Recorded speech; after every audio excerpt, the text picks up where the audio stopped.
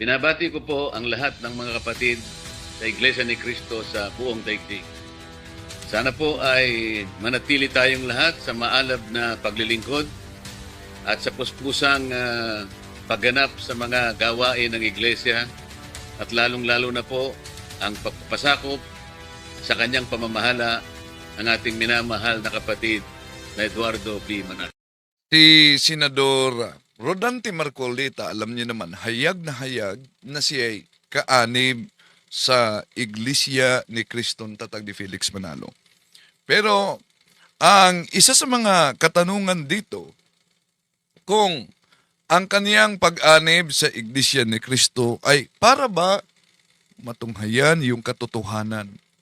Ang tunay na Iglesia, ang tunay na pananampalataya, o dahil ba ito'y malaking suporta para sa pagiging politiko? At nanawagan siya na mananatili daw umano na masunurin sa tagapamahala. Pero nakagagulat na aral, di ba ito sinubukang i-research ni Senador Rodante Marcolita? Bakit? Dahil binanatan tayo sa Iglesia ni Cristong kay Felix Manalo na ang pagsamba daw sa mga larawan ay Diyos-Diyosan, pero sila may aral na sinamba ang tao na para sa kanila hindi Diyos, at iyon ay ang ating Panginoon Jesucristo. Ang pagkakilala namin sa likas na kalagayan ng Panginoong Kristo ay tao at hindi Diyos. Pinararatangan po ang Iglesia ni Kristo na hindi daw po kami kumikilala kay Kristo. O kaya, minamaliit daw po namin ang Panginoong Kristo. Hindi po. Kaya ipinagpauna ng kapatid na Joel na ang pagkilala po namin sa Panginoong Kristo batay sa pagpapakilala ng Biblia. Inisa-isa, anak ng Diyos, ginawang Panginoon, ginawang tagapagligtas, tagapamagitan, inilagay ng Diyos sa kaiba-ibabawan ng lahat ng mga nilalang, pinadakila at inyutos ng Diyos na sambahin. Kaya kami po, na mga kaanib sa Iglesia ni Kristo, sumasamba sa Panginoong Kristo, hindi dahil sa siya Diyos, kundi utos ng Diyos na siya'y sambahin. O, iyon. Utos ng Diyos na siya daw ay sambahin. Kaya, mga mahal na kapatid, sa pagkakataong ito, tatalakayin natin ang mga talata na ginagamit ng mga ministro ni Felix Manalo kaugnay sa sinabing utos ng Diyos na itong tao na pinanindigan nila hindi Diyos ay dapat sambahin.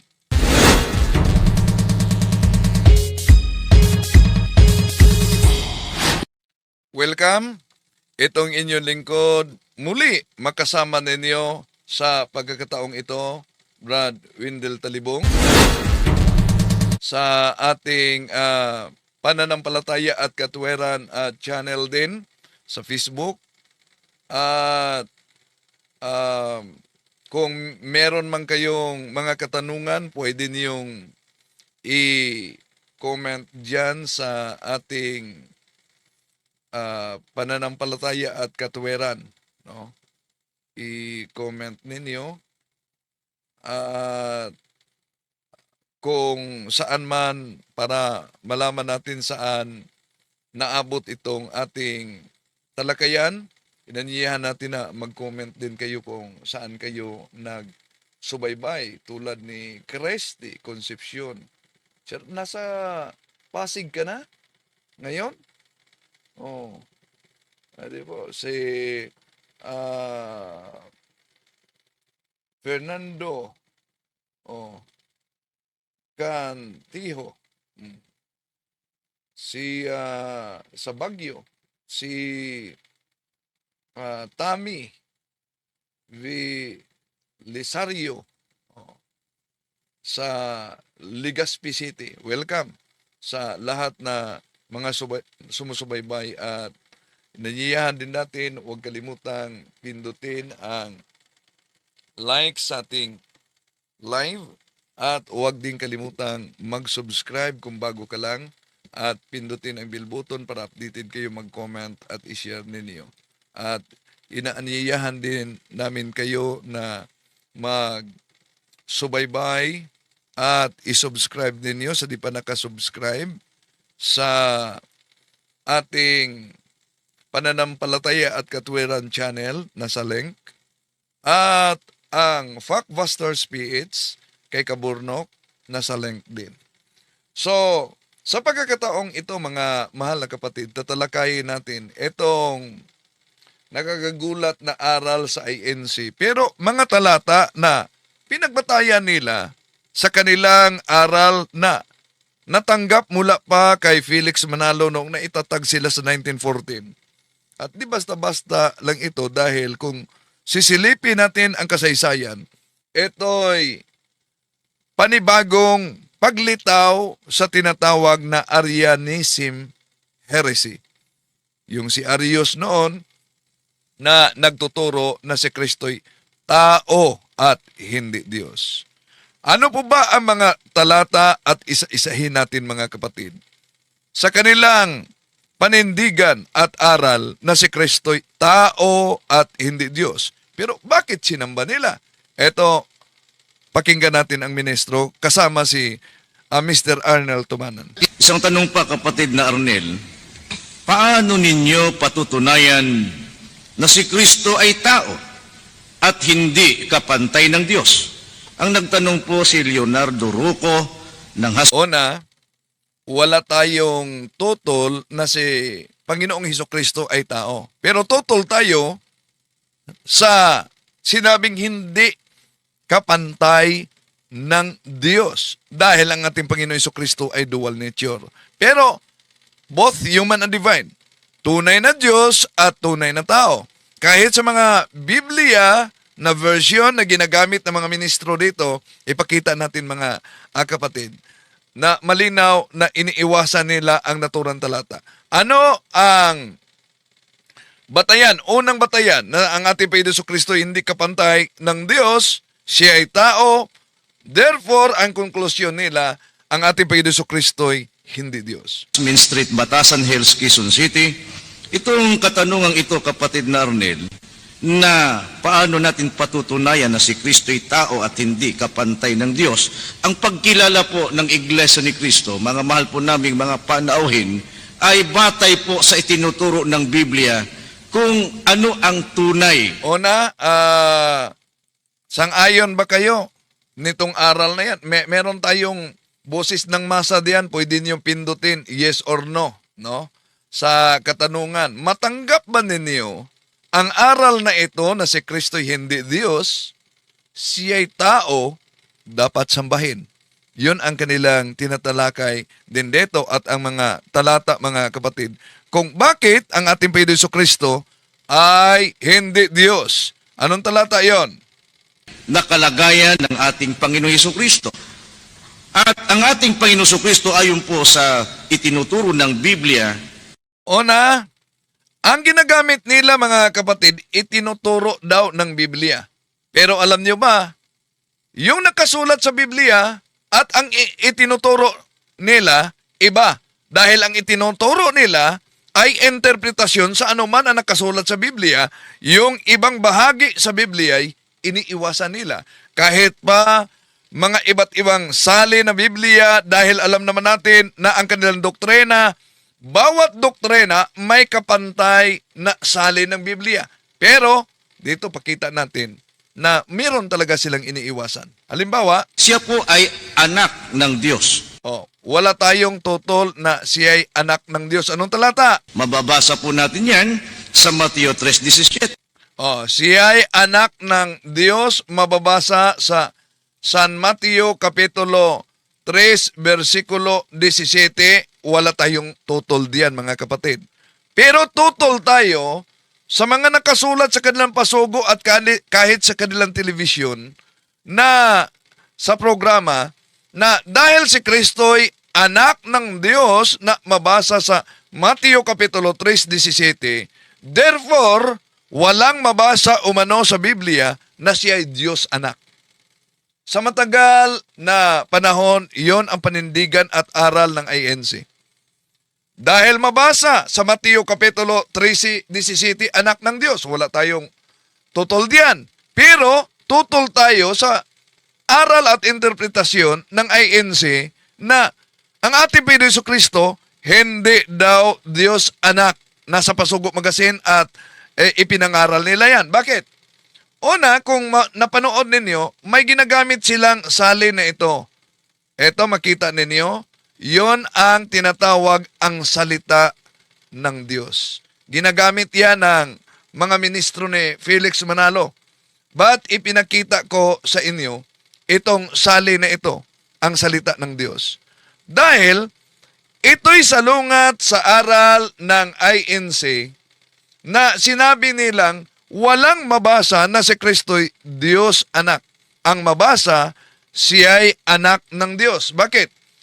Dahil sa saling ito na hinawakan ng mga ministro, ating mabasa sa Juan Kapitulo 1:18 mga kapatid, na ang nakasulat, wala pang nakakita sa Diyos Ama. Kahit kailan, subalit ipinakilala siya sa atin ng Diyos Anak. O, di ba? Ginagamit din nila ang salin na ito dahil alam naman natin na bawat doktrina nila may kapantay talaga na salin ng Biblia. Pero nagtaka tayo, bakit sinabi ng mga ministro ni Felix Manalo na mabasa sa Biblia na si Kristo'y anak ng Diyos, pero nasa kanilang Pasugo Magazine at turo talaga nila yan. Walang mabasa sa Biblia na siya'y Diyos anak. Dito pa lang sa salin na hinawakan ng ministro, wala na. Oh. Ito, Juan 1:18, ang salita ng buhay, wala pang nakakita sa Diyos Ama kahit kailan. Subalit, ipinakilala siya sa atin ng Diyos Anak. Oh, akala ko ba, nag-research sila sa hawak nila na Bible, na discovery ba talaga nila yan na iyon ang nakasulat sa naturang Biblia mga kapatid? O sadya lang iniwasan nila? Ano pa ang dahilan na para sa kanila si Kristo, tao, therefore hindi Diyos at hindi kapantay ng Ama? Si Kristo po ay ginawang Panginoon. Oh, yan. Ang gumawa sa Kanya, ang Diyos. Mababasa po natin yan sa Gawa 2:36. Oh, yan. Kahit mga balik Islam, ito din ang kanilang argumento na dapat alam ninyo mga kapatid. No? Na si Kristo hindi Diyos. Bakit? Dahil siya'y ginawang Panginoon na mabasa natin. Ginawa siyang Panginoon sa Diyos Ama. Gawa Kapitulo 2, versikulo 36. Ito ang palaging ginagamit, hindi lang sa INC mga kapatid, sa Jehovah, at lalo na sa mga balik Islam. At palagi din ginagamit ito dahil ang INC di nila matanggap na ang ating Panginoon Jesucristo ay tunay na Diyos at tunay na tao. Kaya, yang Gawa Kapitulo 2, versikulo 36, isa sa mga ginagamit ng Iglesia ni Kristong Tatag ni Felix Manalo para kontrahen nila at pabulaanan nila ang pagiging Diyos ng ating Panginoong Hesus. Dahil sa mabasa Gawa Kapitulo 2, versikulo 36, siya'y ginawa na Panginoon. Kaya, dahil po ba mabasa natin na ginawang Panginoon mga kapatid, ibig ba sabihin, siya'y hindi na Diyos? Mali po yan. Ito ang kadalasan ginagamit nila na narinig niyo naman, pero di binasa, basta sinipi lang Gawa Kapitulo 2:36. Ito ang mabasa sa kanilang panindigan. Kaya't dapat malaman ng buong Israel na itong si Jesus na ipinako ninyo sa cross ay siyang ginawa ng Diyos na Panginoon at Kristo. So, yon ang kanilang ginagamit. Gawa 2:36. Ginawang Panginoon at Kristo. At kung ganun daw mga kapatid, malinaw na ang ating Panginoon Jesucristo hindi Diyos. Ang tanong, paano ninyo sasagutin itong argumento ng mga balik Islam at sa Iglesia ni Cristo gamit ang Gawa Kapitulo 2, versikulo 33, 36, therefore ang ating Panginoong Hesus, dahil ginawang Panginoon, hindi daw umano Diyos. Una, kung literal ang pag-unawa sa Gawa Kapitulo 2, versikulo 36, mga kapatid, na hindi Diyos ang ating Panginoon Jesucristo, siya'y Panginoon, pero hindi Diyos. Ibig sabihin, dalawa ang Panginoon para sa INC. Panginoon na hindi Diyos, Panginoon na Diyos, yun ang Ama. Yung hindi Diyos, pwedeng sambahin. Ito ang kanilang aral diyan at ito ang ating lilinawin mga kapatid sa paggamit nila sa iba't ibang sitas, no? Okay. Kung sisilipin natin sa Acts chapter 2 verse 36 sa English version, God made Jesus as Lord and Christ. Kaya, para sa kanila, lumalabas mga kapatid na hindi totoong Diyos ang ating Panginoon Jesucristo. Pero ang tanong, ginamit ba nila ang common sense at logic sa pagbasa nila sa naturang talata, Gawa Kapitulo 2, versikulo 36, mga kapatid? Bakit? Dahil yung rason na yan ay very illogical talaga. Bakit very illogical? Dahil mabasa ang ginawa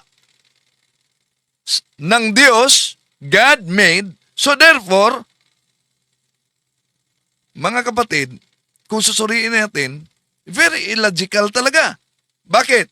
O, tingnan niyo ang mabasa sa 2 Corinthians chapter 5 verse 21. New International Version. God made him, referado kay Kristo, who had no sin, to be sin for us, so that in him we might become the righteousness of God.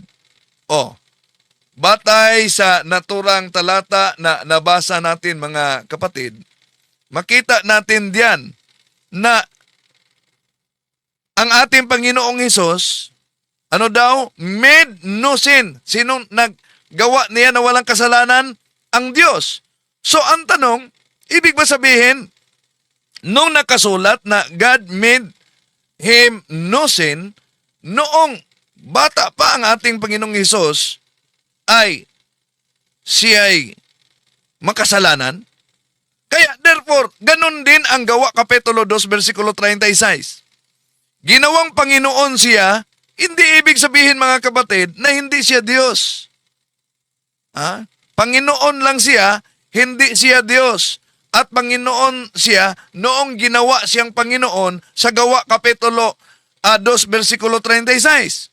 Pero, kung sisilipin talaga natin mga kapatid yung binasa ng mga ministro ng Iglesia ni Cristo sa talata, bago ang Gawa Kapitulo 2, versikulo 36, sisilipin niyo ang nakasulat sa Gawa Kapitulo 2, versikulo 34-35. Alam niyo ba ano ang nakasulat? Ito po ang nakasulat mga mahal na kapatid sa naturang talata. For David did not go up into heaven, but he himself said, the Lord said to my Lord, sit at my right hand until I make your enemies a footstool for your feet. Napakalinaw sa talata na ating ginamit diyan mga kapatid.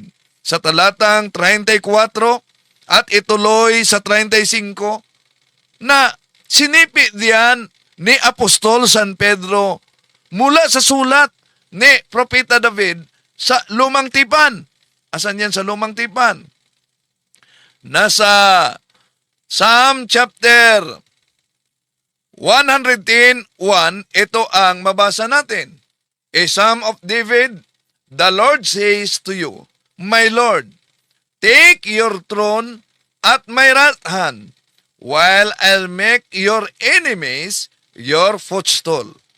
Diyan kinuha ang nakasulat sa gawa, mga mahal na kapatid. Ang tanong, dahil nakasulat sa Salmo o Awit, Kapitulo 110, versikulo 1, yung sinipi ni San Pedro sa binasa natin na Gawa Kapitulo 2, versikulo 34-35, mga mahal na kapatid.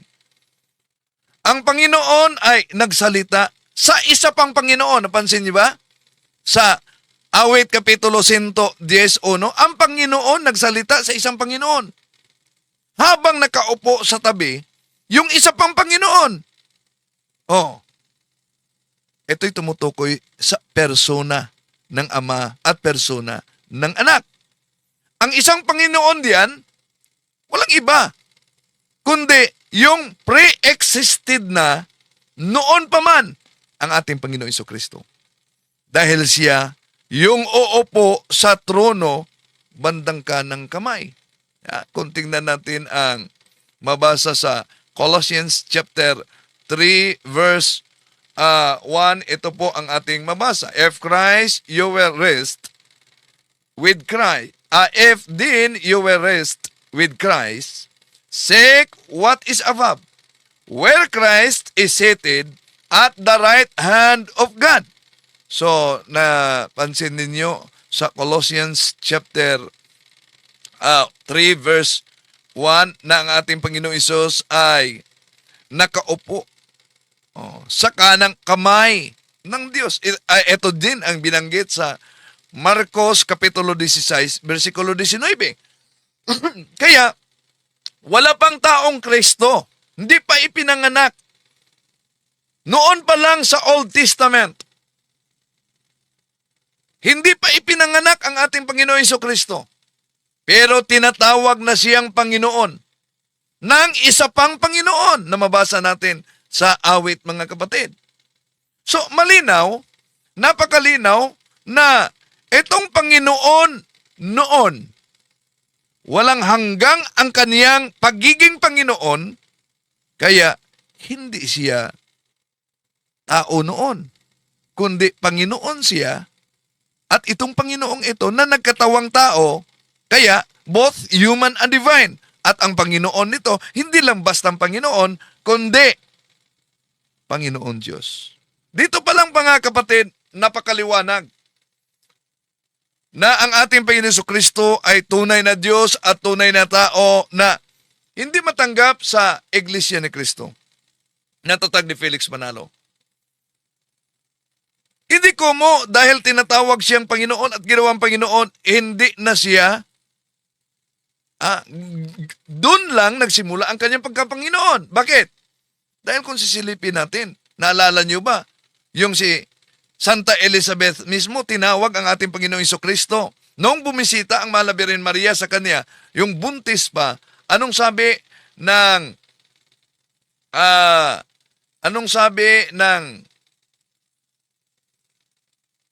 Santa Elizabeth? Tingnan natin. Gagamitin natin ang New American Bible sa Luke chapter 1 verse 43. Ito po ang mabasa, mga kapatid. No? Pansinin niyo. Luke chapter 1 verse 43. And how does this happen to me, that the mother of my Lord should come to me? So, dito pa lang, nasa loob pa lang siya sa sinapupunan, malayo pa yung mga panahon ng resurrection ng ating Panginoon Jesucristo na ang interpretasyon nila sa Gawa Kapitulo 2, versikulo 36 na ginawa siyang Panginoon. Ang ating Panginoong Hesus, doon pa lang sa sinapupunan ng Mahal na Birhen Maria, siya ay tinatawag na Panginoon. Kaya, hindi pang tao ang pagiging Panginoon ng ating Panginoong Jesucristo, kundi siya'y tunay na Diyos. Sabihin nila, ilan na ba ang Diyos ninyo?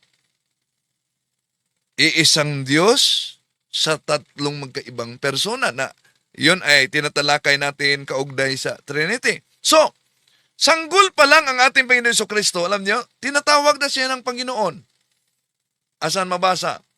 Lucas Kapitulo 2, versikulo 11, ito ang mabasa natin mga kapatid. Today in the town of David, a Savior has been born to you. He is Christ the Lord. Oh, ano daw? Tinawag na siyang Panginoon. Sanggol pa lamang. Malayo pa yung panahon na ginawa siyang Panginoon sa Gawa Kapitulo 2, versikulo 32-36 after resurrection mga kapatid. Dahil ang Gawa Kapitulo 2, versikulo 36, isinulat ito matapos muling nabuhay ang ating Panginoong Hesus. Pero, tinatawag na siyang Panginoon. At, iba pang batayan. Sa Lucas Kapitulo 2, versikulo 12, ito ang mabasa natin mga kapatid.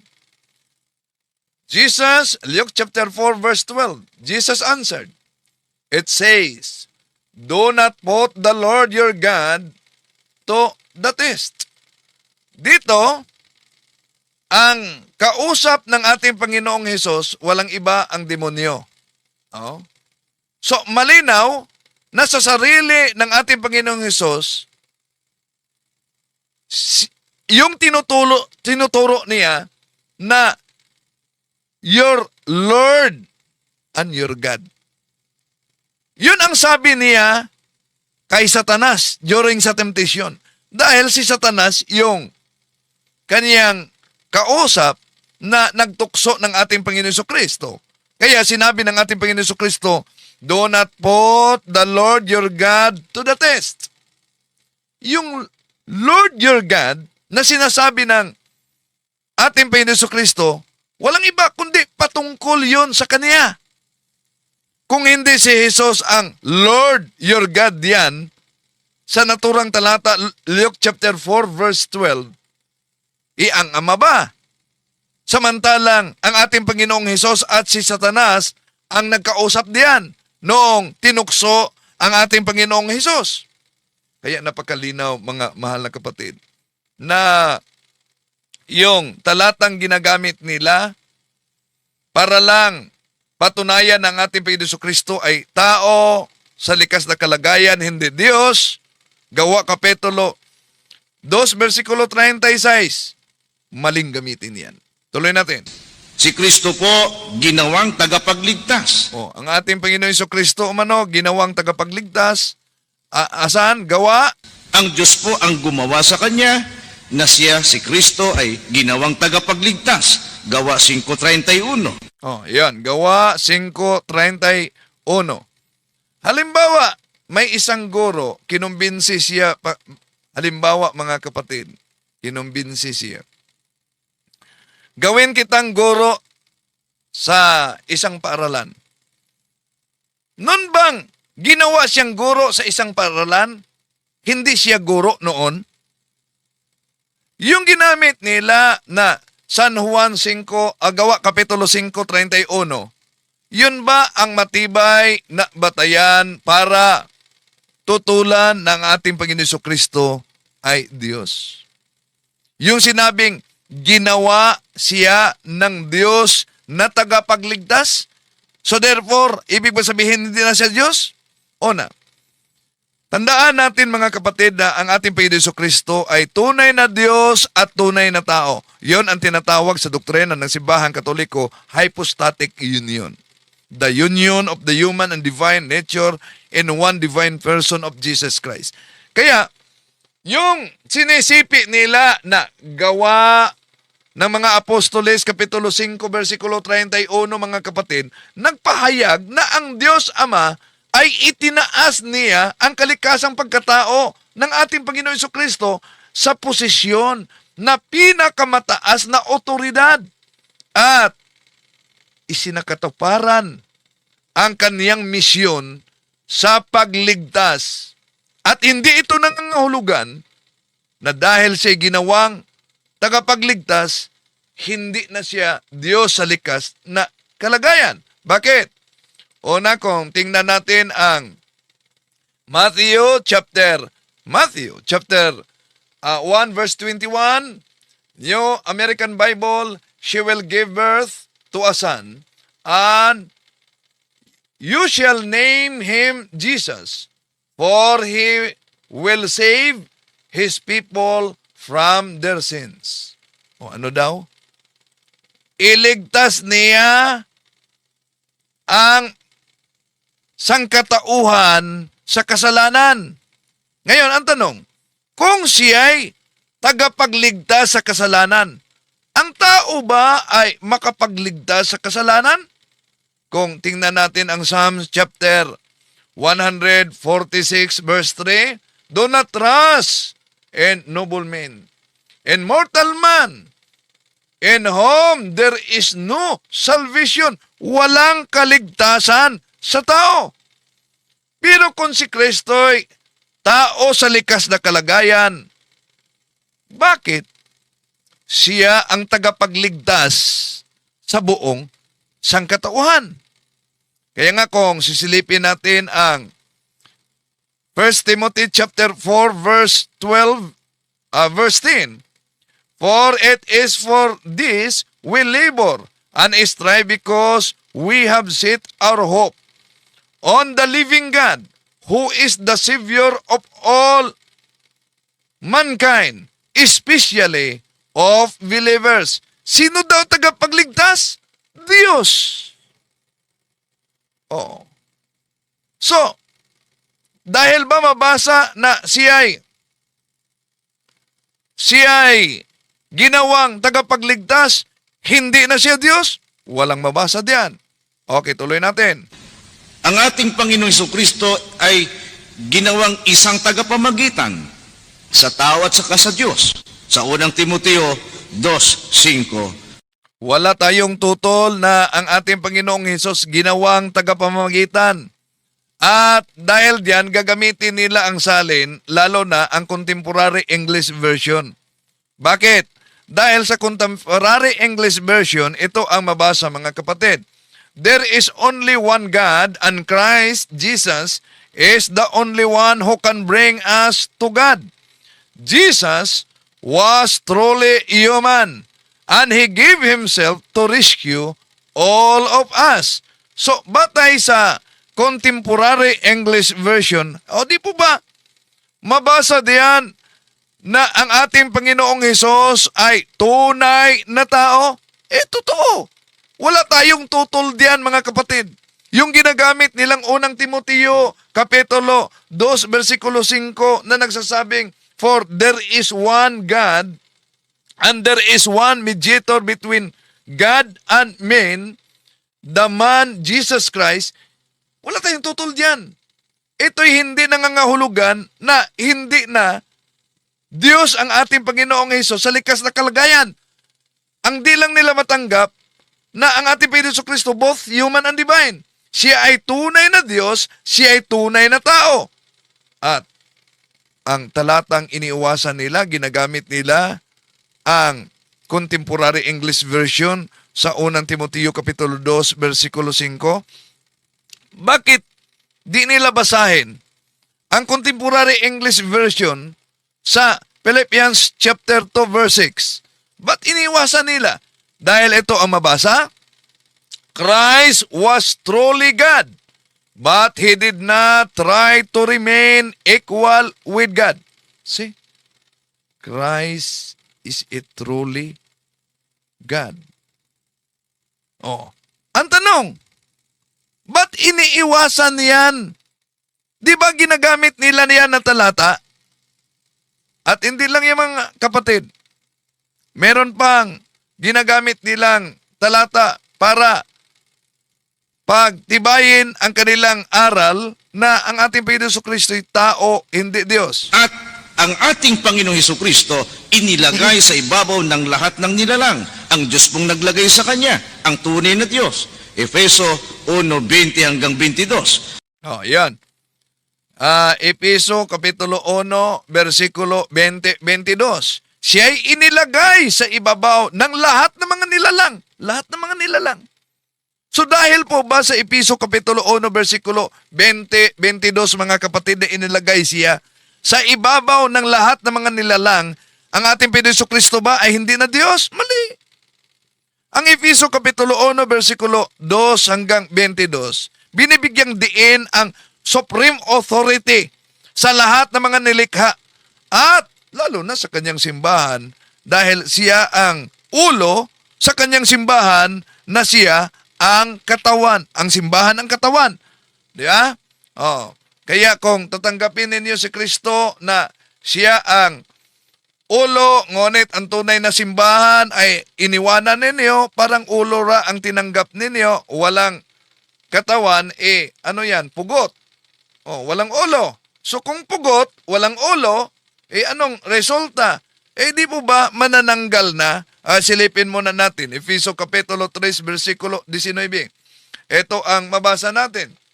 At naway, maunawaan ninyo ang pag-ibig ni Kristo na hindi kayang abutin ng pag-iisip.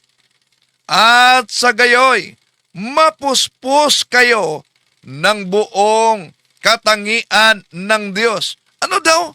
Ang pag-ibig ng ating Panginoong Hesus ay hindi kayang abutin ng pag-iisip. Kaya, mapuspos tayo sa buong katangian ng Diyos. Ang tanong, tao rang ba sa likas na kalagayan ang ating Panginoong Hesus kung sa kanyang pag-ibig hindi kayang abutin sa pag-iisip ng tao? Okay. Now, balikan natin mga kapatid. Ang ating Panginoong Jesucristo sa Pilipos, meron pa silang ginagamit diyan, no? Pangkinggan natin ang ministro ni Manalo. At ang ating Panginoon Jesucristo pinadakila ng tunay na Diyos at ang Diyos mismo ang may utos na si Kristo ay dapat ding sambahin. Oh, yan. Pilipos Kapitulo 2, versikulo 9 hanggang 11, ang ating Panginoon Jesucristo umano ay pinadakila ng Diyos Ama, inutos na dapat siyang sambahin kahit tao siya.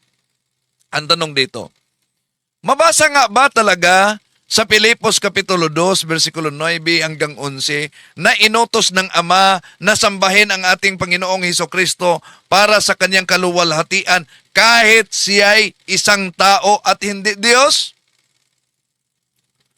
Very illogical na aral. Bakit? Hindi daw Diyos ang ating Panginoong Jesucristo.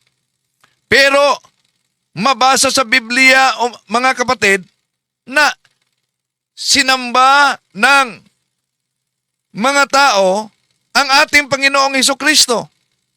Tandaan natin, mula pa noon, bawal sa Diyos ang pagsamba sa hindi tunay na Diyos. Pero alam nyo ba mga kapatid, ang kanilang palusot dito ay inutos daw ng Ama na ang ating Panginoon Jesucristo ay sambahin para sa kanyang kaluwalhatian kahit siya'y isang tao at hindi Diyos. Isa lang ito na palusot nila. Wala pong kwenta ang ganitong maling pag-unawa mga kapatid at pagmamatuwid nila dahil wala sa katuwiran. Bakit? Dahil kung tingnan natin ang yung ginagamit nila na talata dahil inutos daw ng Ama na sambahin ang anak na tao, hindi Diyos. Sisilipin natin. Dito sa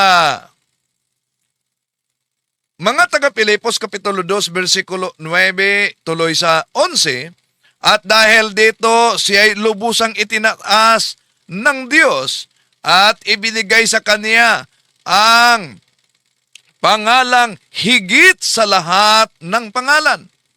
Sa gayon, na pangalan ni Jesus ay luluhod at magpupuri ang lahat ng nasa langit, nasa lupa, at nasa ilalim ng lupa. at para sa ikalululwalhati ng Diyos Ama. Ang lahat ay magpapahayag na si Hesukristo ang Panginoon. Yan.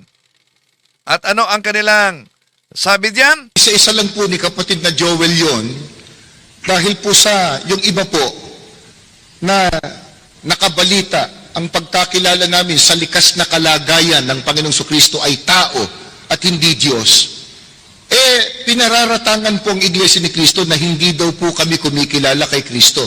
O kaya, minamaliit daw po namin ang Panginoong Kristo. Hindi po.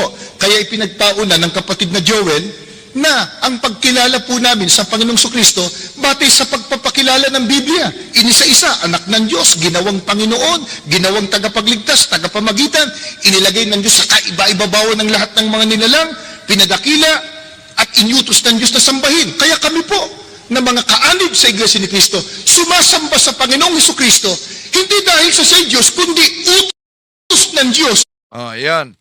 Sinamba nila ang ating Panginoong Kristo hindi dahil na siya ay Diyos, dahil utos ng Diyos. Sisilipin muna natin yung isa pang talata sa Biblia. Isang version sa Biblia na gagamitin ng mga ministro.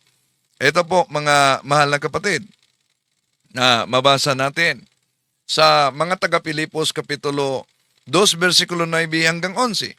Kaya siya naman ay pinadakila ng Diyos at siya ay binigyan ng pangalang lalo sa lahat ng pangalan upang sa pangalan ni Jesus ay iluhod ang lahat ng tuhod ng nangasa langit at ng nangasa ibabaw ng lupa at ng nangasa ilalim ng lupa, at upang ipahayag ang lahat ng mga dila na si Hesukristo ay Panginoon at ikalululhati ng Diyos Ama. Yan. Ang tanong dito, asan ba ang sinabi nilang ang ating Panginoong Hesus ipasamba sa kalagayang tao at hindi Diyos para sa kaluwalhatian ng Ama? Wala po tayong mabasa diyan, mga kapatid. Wala tayong mabasa na ang ating Panginoong Hesus ay ipasamba bilang tao, hindi Diyos, para sa kaluwalhatian ng Ama. So, malinaw na batay sa talata na mabasa natin, ipasamba talaga ang ating Panginoon Jesucristo. Pero wala pong utos na mabasa na inutos ng Ama mismo na sambahin si Kristo na tao. Katunayan, bawal sa Biblia, mga kapatid, bawal sa Biblia na ang hindi Diyos ay sambahin. Ginagamit nila ito sa tuligsa sa simbahan Katoliko dahil mabasa sa Pahayag, Kapitulo 22, 8, 10, ano yon? Ito, mga mahal na kapatid, ang mabasa.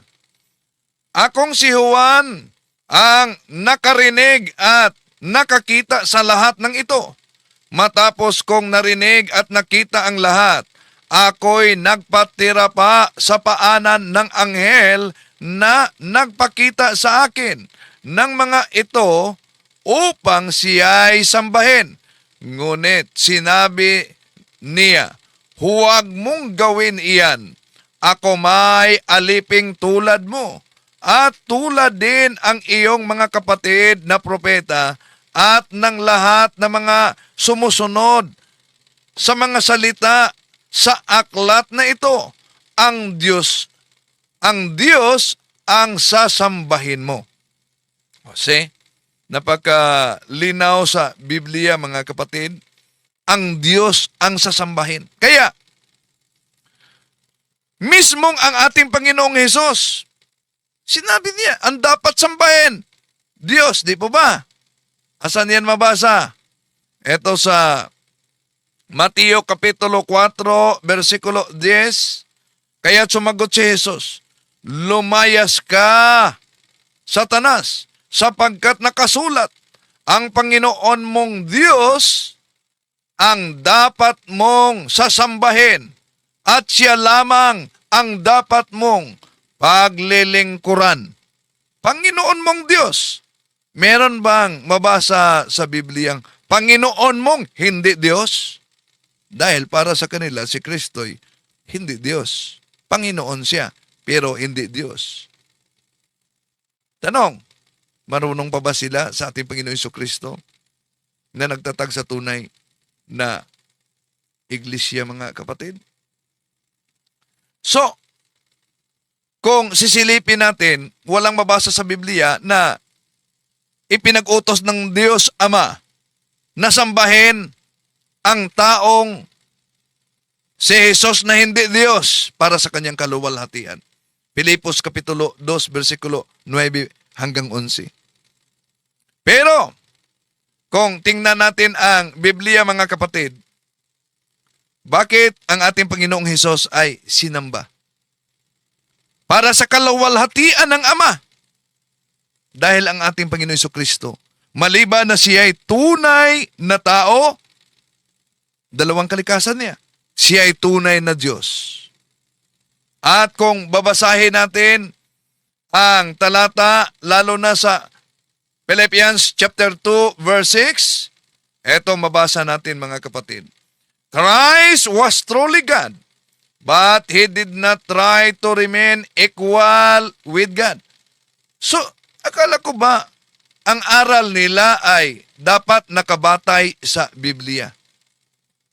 Oh, di ba napakalinaw, mga kapatid? Christ was truly God, but He did not try to remain equal with God. Napakalinaw yan. Kaya nagtaka tayo, bakit nanatili ang Iglesia ni Manalo, na tatag ni Felix Manalo, Iglesia ni Cristo, na ang ating Panginoon Jesucristo ay hindi Diyos? Si Kristo sa likas na kalagayan, nabasa natin. Siya ay nasa aniyong tunay na Diyos. Pero, hindi niya, siya mismo ay nagpakumbaba at nag-anyong alipin at nakitulad sa tao. Napakalinaw, Juan Kapitulo 14, 1, versikulo 14, mga kapatid. Kaya, siya'y nanatili sa buong kapuspusan. Kahit pa nagkatawang tao ang ating Panginoon Jesucristo, yung salita ng Diyos, Juan Kapitulo 1, versikulo 1, ang verbo, Juan Kapitulo 1, versikulo 14, nagkatawang tao, yung salita ng Diyos. Pero kahit na siya ay nagkatawang tao, nanatili ang buong kapuspusan sa pagka-Diyos. Ang likas na kalagayan ng ating Panginoon Jesucristo sa pagka-Diyos na di matanggap ng mga kapatid natin na INC. Ito mabasa natin sa mga taga-Kolosas Kapitulo 1, versikulo 19. Sapagkat minarapat ng Diyos na ang buo niyang kalikasan ay mananatili sa anak. Minarapat ng Ama na mananatili sa anak ang kaniyang kalikasan. Anong ibig sabihin ng minarapat? Tapos na pong ganap ang desisyon. At kailan naganap? Noong si Jesus ay naghubad ng pagkapantay niya sa Diyos. So, ang mabasa natin, mga kapatid, naghubad sa pagiging kapantay ng Diyos. Now, batay sa mabasa natin, ang ating bang Panginoong Jesucristo'y tao lang sa likas na kalagayan? O ang ating bang nabasa na patunayan, siya ba'y tunay na Diyos at tunay na tao? Kaya ang tanong, kung letra por letra ang gusto nilang mabasa, di ba ginamit nila iba't ibang version? At itong version na ito ginamit nila, na ano daw? Eto.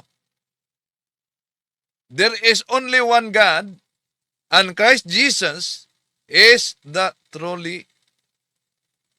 only one who can bring us to God. Jesus was truly human. Pero, anong iniiwasan nila dito? Ito, humina yata ang signal natin ngayon. Ito mga kapatid. Christ was truly God, but He did not try to remain equal with God. Purihin ang Diyos. Mga kapatid, sana ang ating pagtalakay na ito magiging gabay, lalo na sa mga nagsasaliksik sa katotohanan. I am Catholic, I am alive, I